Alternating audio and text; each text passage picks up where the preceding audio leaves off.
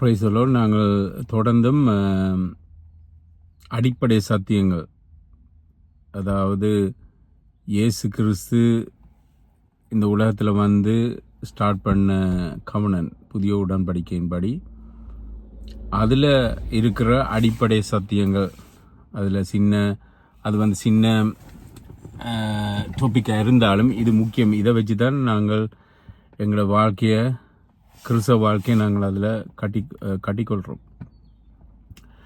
So last time நாங்கள் பார்த்துருந்தோம் faith. Okay, so இந்த முறை நாங்கள் பார்க்க போகிறது 3 C's. நான் இதுக்கு முதல் சொல்லியிருக்கேன்: கன்விக்ஷன், கன்ஃபெஷன், கன்வர்ஷன். அதாவது மனச்சாட்சியிலே குத்தப்படுறது, இது பைபிளில் நாங்கள் பார்க்குறோம். அடுத்தது கன்ஃபெஷன், அறிக்கை எடுக்கிறது. இது கட்டாயம் நாங்கள் எங்களோட பாவங்களை கத்திரக்கு அறிக்கை செய்யாட்டி அவர் எங்களை மன்னிக்க மாட்டார். அடுத்தது கன்வர்ஷன், எங்களுடைய வாழ்க்கை மாறணும். இந்த 3 ஸ்டேஜுக்குள்ளார போகணும். ஸோ அதை குறித்து தான் நாங்கள் பார்க்க போகிறோம். முதலாவது நான் உங்களுக்கு ஒரு வசனத்தை எடுத்து காட்ட விரும்புகிறேன். 1 யோவான் புத்தகம் 3ஆம் அதிகாரம் 20ஆம் வசனம். 1 John chapter 3 verse 20.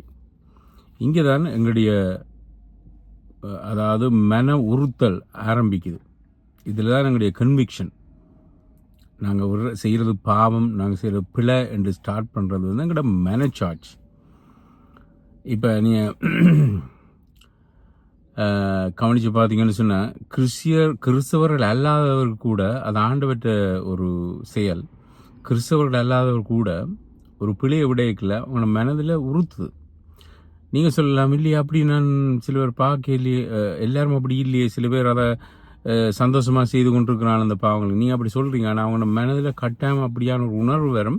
அந்த உணர்வு வெளிக்காட்டாமல் செய்கிறார்கள் ஒரு குரூப், வெளிக்காட்டுற குரூப். அவ்வளோதான் வித்தியாசம். முடிய கட்டாயம் மனச்சாட்சியில் உறுத்தும். அப்போ எங்களுடைய கன்விக்ஷன் ஸ்டார்ட் பண்ண போகிறது எங்களுடைய அடிப்படை சத்தியத்தில் நாங்கள் முக்கியமாக கேட்டுக்கொள்ள வேண்டிய எங்களுடைய இதயம், எங்களுடைய மனச்சாட்சி.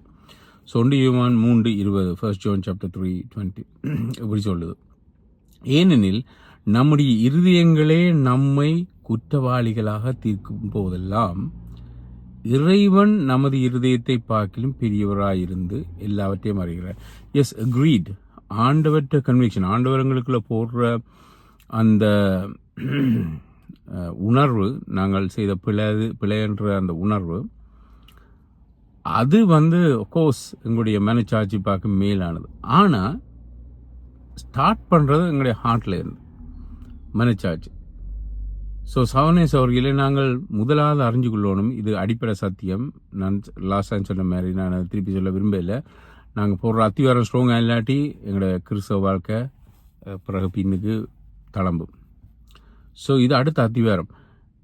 நாங்கள் இன்றைக்கு ஒரு பாவத்தையோ அல்லது தேவனுக்கு விரோதமாக செய்த ஒரு கிரியையோ நான் உணர்றதுக்குள்ள எங்களுடைய ஹார்ட்டில் முதல் ஸ்டார்ட் பண்ணுறோமா. மெட்டாக்கள் வந்து சொல்கிறது அது வேறு. ஈவன் மெட்டாக்கள் வந்து சொன்னால் கூட சில பேர் அதை அக்செப்ட் பண்ணுறதில்ல தங்களுடைய இதயத்தில். So it has to generate and has to start from your heart. எங்களுடைய இருதயத்தில் ஸ்டார்ட் பண்ணணும். பைபிள் கிளியராக சொல்லுது, ஒரு மனுஷன் ஒரு பிளவுடைக்குள்ள இருதயமே, எங்களுடைய இருதயங்களே என்று சொன்னால் என்ன மீனிங்? ஈவன் உங்களுடைய இதயமே, நீங்கள் பைபிள் வாசிக்க தேவையில்லை, ஒருத்தர் வந்து உங்களுக்கு சொல்ல தேவையில்லை, உங்களுடைய இதயமே அப்படி ஒரு கன்விக்ஷனை கொண்டு, அப்படி ஆண்டவர் எங்களை எல்லாரும் படைச்சிருக்கிறார். ஒரு பிளவுடைய, ஒரு பொய்யை சொல்ல, ஒரு காலோட கேட்கல, அப்படி எங்களுடைய இதயத்தில் தெரியுது இது பிழையண்டு. நாங்கள் அதை நாங்கள் சப்ரஸ் பண்ணி நாங்கள் எங்களை பாவத்தை செய்கிறோம். இப்போ இந்த லை டிடெக்டர் மெஷின் எல்லாம் என்னென்று அவங்க கண்டுபிடிக்கிறாங்க பொய் சொல்கிறேன். Maybe something happening. ஒரு ஆள் பொய் சொல்லிக்கலாம், அவங்களோட ஃபிசிக்கலாகவே அவங்களோட உடல்லே ஏதோ மாற்றங்கள் ஏற்படுது.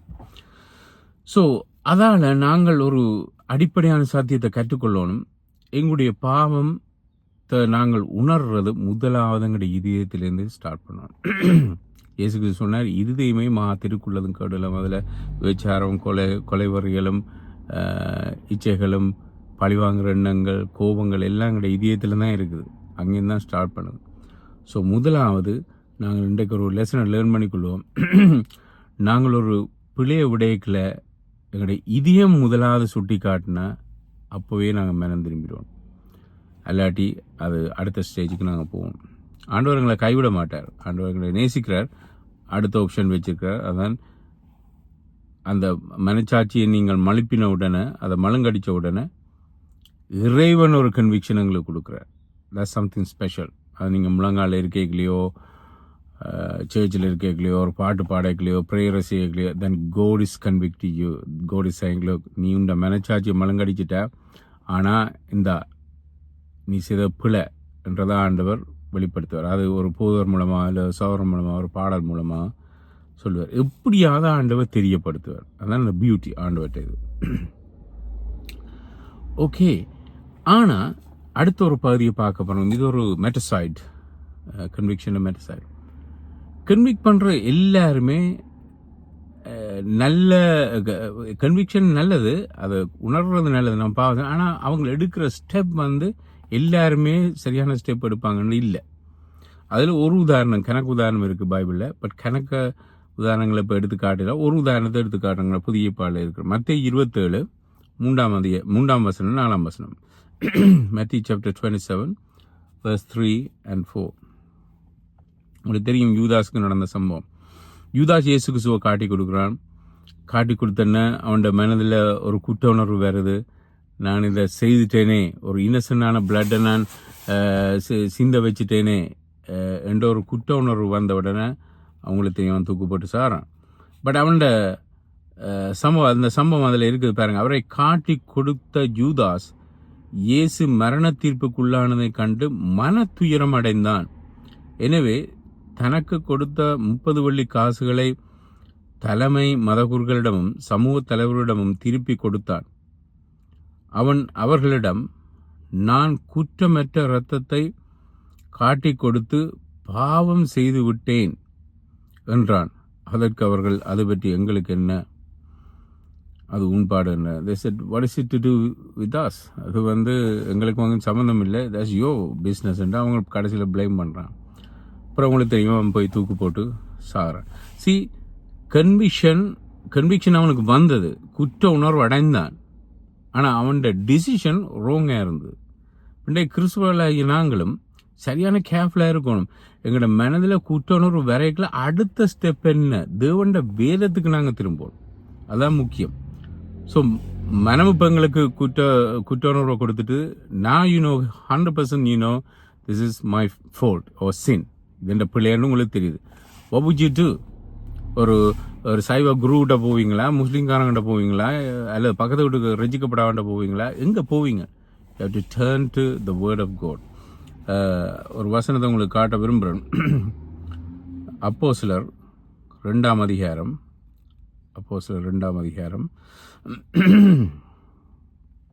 உங்களுக்கு தெரியும், பேதுரு பிரசங்கம் செய்கிறார்.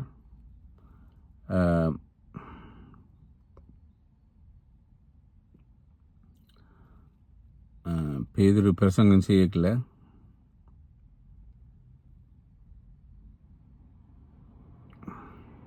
கடைசியில் அவங்க என்ன, ஓகே, கடைசி இதான் அடுத்த செய்ய வேண்டியது. You have to seek the word of God. You have to let the word of God convict you. வேறு உண்டு, நீங்கள் வேறு ஏதாவது வேறு வழி பைபிளை தவிர வேறு விதமாக போனால் யூதாஸ் மாதிரி தான். அஃப்கோர்ஸ் யூதாஸ் மாதிரி எங்களோட முடிவு வராது, பட் எங்களுடைய வாழ்க்கை டேமேஜ் அடையும். பிகாஸ் இந்த உலகத்தில் ரிமெம்பர், நான் அடிக்கடி சொல்கிறது, சரியான தெய்வம் இயேசு கிறிஸ்து, சரியான புக் வந்து பைபிள். இதை தவிர எப்படி ஒரு நல்ல காது கீதமாக நல்ல ஒரு வார்த்தைகளை சொல்கிற வசனம் இருந்தாலும் you have to reject it. There's only one book, one God. One God is Jesus. He is the only one good God, pure God, holy God. அடுத்தது ஹோலி புக், அவர் எழுதின வேதம், பரிசுத்த வேதம். இந்த ரெண்டும் தான் எங்களோட வாழ்க்கையை நடத்த போகுது. So you have to turn to the word of God. இது வந்து ஜனங்கள் வந்து வேதத்துக்கு போயில்லை, பட் இந்த வேத வசனங்களை பரிசுத்த ஆவியானவர் கொடுத்த வசனங்களை பேதுரு பிரசங்கிக்க அவங்க மனதில் என்ன உணர்வு வந்தேன்னு பாருங்க. அப்போஸ்தலர் 2:37, Acts chapter 2 verse 37. அந்த மக்கள் இதை கேட்டபோது பேதுரு ஒரு பெரிய பிரசங்கத்தை செய்கிறார். முதல் முறையா, இருதயத்தில் குத்தப்பட்டவளா இன்னொருத்தான். முதலாவது வார்த்தையை கேட்க எங்களுடைய இதயத்தில் ஒரு கன்விக்ஷன் வரும். இன்றைக்கு நல்ல சேமன், நல்லா இருந்து நல்லா, அது இல்லை. Are you convicted? உங்களோட இதயம் வந்து குத்தப்பட்டுதா? வார்த்தை விரைகளை இதயங்களுக்கு குத்தோணும், நான் இப்படி இருக்கிறேனே, நான் திருந்தோணுமே என்று. ஸோ அந்த மக்கள் இதை கேட்டபோது இருதயத்தில் குத்தப்பட்டவர்களாய் பேதுரு வந்து கண்டம் பண்ணல. பேதுரு வந்து தனித்தனியை போய் ஒரு டைம் நீங்கள் பாவம் செய்றீங்கன்னு சொல்லல. He let the Holy Spirit speak to them. ஆவியானவர், பரிசுத்த ஆவியானவர் அவங்களோட பேசுறதுக்கு இயேசு கிறிஸ்து அனுமதிச்சார். ஸோ பரிசுத்த ஆவியானவராக இந்த கன்விக்ஷனை போடுறேன். பேதுருவை மற்ற அப்போஸ்தலர்களையும் பார்த்து, சகோதரரே, நாங்கள் என்ன செய்ய வேண்டும் என்றார். இன்றைக்கு நாங்கள் போதகர் மேரோ அல்ல விசுவாசிகளோ இன்றைக்கு என்ன சொல்றாங்கடா, புதுக்க வாராக்களை சேர்த்துக்கு அவங்க சொல்றாங்க. நான் கேட்க முன்னே அவங்க சொல்றாங்க நீங்க இதைத்தான் செய்யணும். பட் ஜனங்கள் கேட்கறது சரியான குறைவு. பரிசுத்தாவியான கன்விக்ஷன் இது. ஜனங்கள் தானாக வந்து கேட்கிறார்கள். நாங்கள் என்ன செய்யணும் சொல்லுங்க நீங்கள். சரி, இவ்வளவுதான் கேட்கிறோம். மனதில் அவங்க குத்தப்பட்டவர்களா தாங்கள் செய்த பிள்ளைகளை, அது ஆவியானவர் குத்தப்படுத்த இதயத்தை குத்தைக்கல அவங்க வந்து சொல்றாங்க, ப்ளீஸ் எங்களால் இயலாமல் இருக்குதான். அவ்வளவுதாங்க அந்த கன்விக்ஷன் வந்து சரியான ஹெவியா இருந்தது. இதுதான் உண்மையான ரட்சிப்பு. நாங்கள் அடுத்த முறை இதை பார்க்கலாம், கன்ஃபெஷனும் ஒரு முக்கியமான ஒரு செக்ஷன். ஸோ இது அடிப்படை சத்தியம். இது simple but very very very basic. நீங்கள் ரட்சிக்கப்பட்ட ஆக்களாக இருந்தால் just think back, was I convicted or was I dragged? Someone dragged into the church and made you sit down and gave you baptism, or willfully you opened your heart, you broke your heart and you were convicted and then you said what shall I do? இந்த ஜனங்கள் கேட்ட மாதிரி அப்படி நீங்கள் வந்தீங்களா? இது சரியான important. Okay, இப்போ நான் ஆரம்பத்தில் சொன்ன மாதிரி எல்லாற்ற மனச்சாட்சியும் சுத்தம் இல்லை. எல்லா முடிவுகளும் சில வேளையில் குத்தப்படைகளை எடுக்கிற முடிவுகளும் சரியில்லை. இப்போ நான் சொல்ல வர எல்லாருமே பிள்ளையான முடிவு எடுக்கிறாங்க. இப்போ கூடுதலான நாங்கள் ராங் டிசிஷன் தான் எடுக்கிறது. So what God has to do to cleanse you, இப்படியான அசுத்தமான மனச்சாட்சிகள் அல்லது பிள்ளையான மனச்சாட்சிகள் ஆண்டவர் சுத்திகரிக்கணும். அதுக்கு there's only one person you have to come to. உங்களுக்கு தெரியும் அந்த பேர், யெஷுவா, இயேசு கிறிஸ்து. அவர்கிட்ட தான் நீங்கள் வரணும், வேறொரு இடத்துலையும் அதுக்கு ஆன்சர் இல்லை. ஹீப்ரூ சாப்டர் 9, எபிரேயர் 9ஆம் அதிகாரம், ஹீப்ரூ சாப்டர் 9 verse 14, எபிரேயர் 9:14. அப்படியானால் தம்மை தாமே நித்திய ஆவியானவர் மூலமாக இறைவனுக்கு மாசற்றவராய் ஒப்பு கொடுத்த இயேசு கிறிஸ்துவின் ரத்தம் எவ்வளவு அதிகமாக நம்முடைய மனச்சாட்சிகளை மரணித்த செயல்களிலிருந்து தூய்மைப்படுத்தி வாழும் இறைவனை நாம் ஆராதிக்க அவருக்கு பணி செய்ய கூடியவர்களாகும். So there's another hidden stage. எங்களுக்கு கண்ணுக்கு தெரியாம ஒரு சம்பவம் நடக்குது. நீங்கள் கன்விக்ட் பண்ணப்படைக்கல, அகெயின் நான் சொன்ன மாதிரி you have to seek the right way or right procedure. சரியான வழி, சரியான முறைமையை தேடணும். அது வந்து ஜீசஸ் கிரைஸ்ட போறது தானே அந்த சரியான முறை. அப்ப அவர் ஒரு ஆள் தான் ஒரு கரப்ஷனும் இல்லாத மனச்சாட்சி எங்களுக்கு திருப்பி தருகிறார். Basically he is renewing our conscience. எங்களுடைய மனச்சாட்சி அவர் ஒரு ஆள் தான் ரினியூ பண்ண. தென் அதுக்கு பிறகு கன்விக்ஷன் பியூரா இருக்கும். அது பிறகு நீங்கள் எடுக்கிற டிசிஷன் பியூரா இருக்கும்.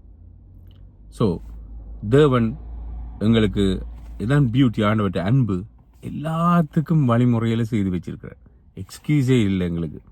நாங்கள் இறந்து இயேசு கிறிஸ்துவை சந்திக்கல, நாங்கள் சொல்லி ஆண்டவரே எனக்கு இது தெரியாது, நீங்கள் ஒன்றும் சொல்ல இல்லையே. he said everything, he's written down. பைபிளில் எல்லாத்தையும் எழுதி கொடுத்துருக்குறார். ஓகே, இப்போ அடுத்த ஸ்டேஜ். ஓகே, முதலாவது ஞாபகம் வச்சுக்கொள்ளுங்க கன்விக்ஷன். அது எல்லாம் ரசிக்கப்பட்டாக எல்லா டைம் இருக்குது. பட் தென் அந்த கன்விக்ஷனும் சில வேளையில் ஒரு பிழையான வழிக்கு நடத்தும். அதுக்கு ஒரு உதாரணம் காட்டினா, இது இயேசு கிறிஸ்துவின் சீஷன் யூதாஸ் இஸ்காரியோத், அவனே ஒரு பிழையான முடிவு எடுத்தான். You should always seek the word of God. அது அப்போஸ்தலர் 2ஆம் அதிகாரத்தில் நான் எடுத்து காட்டினேன். Okay, you have to seek God, seek men of God. பரிசுத்தவான்கள்ட்ட நீங்கள் போகணும், பரிசுத்த சபைக்கு போகணும், பரிசுத்தமான வசனங்களை தேடணும். அப்போதான் உங்களுடைய மனச்சாட்சி தூய்மையாக்கப்படும். ஸோ தொடர்ந்தும் உங்களோட வாழ்க்கை அப்படியான தூய்மையான ஒரு மனச்சாட்சி உங்களுக்கு வேணும்னு சொன்னால் then you have to remain in Jesus Christ. எபிரேயர் 9:14 நாங்கள் வாச்சோம். ஆனால் சம்டைம் நீங்கள் ரட்சிக்கப்பட்ட பிறகு மனச்சாட்சி நீங்கள் தூய்மையான அப்புறம் திருப்பி தேவனை நீங்கள் விட்டு போய்க்கல அல்ல பாவம் சேர்க்கல வக்கஞ்சிட்டு God has an answer for that as well. இயேசுக்கு சொன்னார், நான் போகிறேன், ஆனால் நான் உங்களை அனாதையாக விட மாட்டேன், நான் உங்களை தனியாக விட இல்லை. எங்களுடைய ஆண்டவர் மனுஷ இனத்தை தனிமையாக விட்ட ஒரு சந்தர்ப்பத்தை நீங்கள் எனக்கு சொல்லுங்க. ஒரு இடத்திலும் எங்களுடைய ஆண்டவர் மனுஷனை படைச்சிட்டு தனியாக விட இல்லை. He gave men of God, prophets. கடைசியாக ஜீசஸ் கிரைஸ்டை அனுப்பினார். ஜீசஸ் கிரைஸ்ட் இந்த உலகத்தை விட்டு போய் அவர் சிங்காசனுக்கு போன பிறகு He sent the Holy Spirit. So you're not alone. இப்போ கூட நாங்கள் தனிமையில். அப்போ அப்படிப்பட்ட தூய்மையாக்கப்பட்ட மனச்சாட்சியும் சில வேளையில் கரைப்பட சான்ஸ் இருக்கா? அது ஆண்டவற்ற பிள்ளை இல்லை, அவர் ஃபோல். நாங்கள் போய் மூக்குடைய விழுகிறது பிள்ளைகளை எங்களை மனச்சாட்சி திருப்பி கரைப்பட்டுரும். அதுக்கு ஆண்டவர் ஒரு மெடியை வச்சிருக்கிறார். That is the God, Holy Spirit, living in us forever. சாகும் வரைக்கும், இந்த உலகத்தை விட்டு போகும் வரைக்கும் பரிசுத்தாவியானவர் எங்களோட இருக்கிறார். யோவான் 16:13. John chapter 16 verse 13. யோவான் 16:13. ஆயினும் உண்மையை வெளிப்படுத்தும், இந்த டிரான்ஸ்லேஷன் உண்மை, ட்ரூத். சத்தியம் என்றால் அது கன்ஃபியூசிங். உண்மை, ட்ரூத், உங்களோட உண்மையான நிலையை வெளிப்படுத்துறதான் பரிசுத்தாவியானவர் வேலை. ஆயினும் உண்மையை வெளிப்படுத்தும் ஆவியானவர் வரும்போது அவர் உங்களை எல்லா சக்தி, ஓல் ட்ரூத், எல்லா உண்மைகளுக்குள்ளும் வழி நடத்துவார். அவர் தம்முடைய சுய விருப்பத்தின்படி எதையும் பேச மாட்டார், தாம் கேட்கின்றதை மாத்திரமே பேசுவார். வரப்போகும் காரியங்களை அவர் உங்களுக்கு சொல்லிக் கொடுப்பார். ஸோ ஆண்டவர் எங்களுக்குள்ள இருந்து இப்போ எங்களை கைட் பண்ணி ஸ்டெப் பை ஸ்டெப்பாக, மகனே மகளே இது போல. ஸோ எத்தனை எங்களுக்கு இருக்குது, அதெல்லாம் சொல்கிறோம். ஜட்மெண்ட் எங்களுக்கு எக்ஸ்கியூஸ் இல்லை. மனச்சாட்சி பிள்ளையான ஒரு கொரப்டடாக போய் அது பிள்ளையாக போனாலும் தேவன் வார்த்தையை கொடுக்குறார்.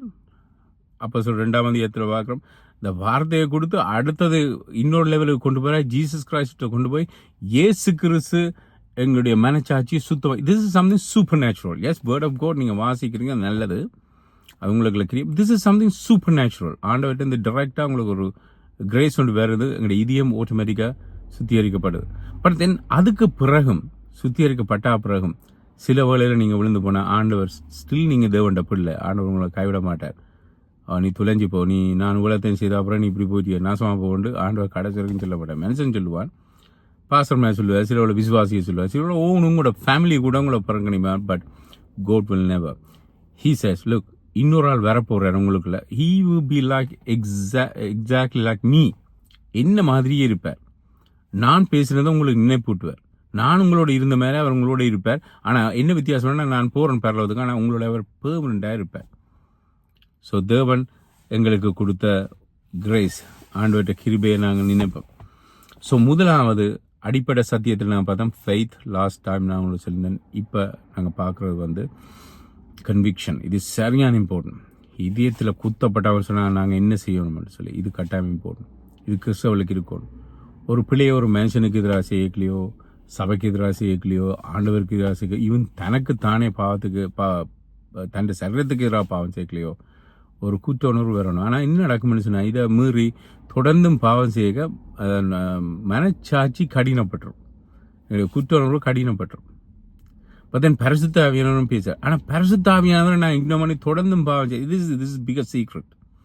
பரிசுத்த ஆவியானவற்றை சத்தத்தை நாங்கள் கேட்காம தொடர்ந்து எங்களை மனதை கடினப்படுத்தி கொண்டு போனால் சில வேளையில் ஆண்டவரை நாங்கள் குவாய்ட் ஆக்குறோம். அதுதான் டேஞ்சர் ஜோன். அந்த செக்ஷன் தான், அந்த பகுதி தான் எங்களுடைய வாழ்க்கைக்கு அழிவு கொண்டு வரும். ஸோ முதலாவது மனச்சாட்சியை உணர்த்தைகளே நாங்கள் மனதுற பெட்டர். Let's pray. நாங்கள் ஜெபிச்சு இந்த ஸ்டடி முடிப்போம். பிதாவே, இந்த நல்ல நேரத்துக்காக உங்களை துதிக்கிறோம். இந்த வார்த்தையில் ஒரு கொஞ்ச நேரம் பார்த்தோம். ஆண்டவரே சுவாமி, இந்த வார்த்தைகள் எங்களுடைய வாழ்க்கையில் இருக்கின்ற கர்த்தாவே சுவாமி, தேவையில்லாத காரியங்களை அகற்றட்டும். நம்முடைய துப்புரவான வார்த்தைகள் எங்களுடைய மனசாட்சியை துப்புரவாகட்டும் சுவாமி. இதுவரைக்கும் நாங்கள் ஆண்டவரை அப்படியான ஒரு உணர்வை பெறாதிருந்தால் எங்களுக்கு அப்படியான உணர்வை தந்து அதை நாங்கள் உணர்ந்து நல்லொரு முடிவுகளை நமக்காக எடுக்க முடியும். வேதத்துக்கு திரும்ப ஆண்டவரை, தேவையில்லாத காரியங்களுக்குள்ள முடியும் வேதத்துக்கு திரும்ப ஆண்டவரே எங்களுக்கு உதவி செய்யும். ஒவ்வொரு ஆசீர்வாதம் இயேசுவின் நாமத்தினால் ஜெபிக்கிறேன் நல்ல பிதாவே. ஆமென். God bless you. Thank you.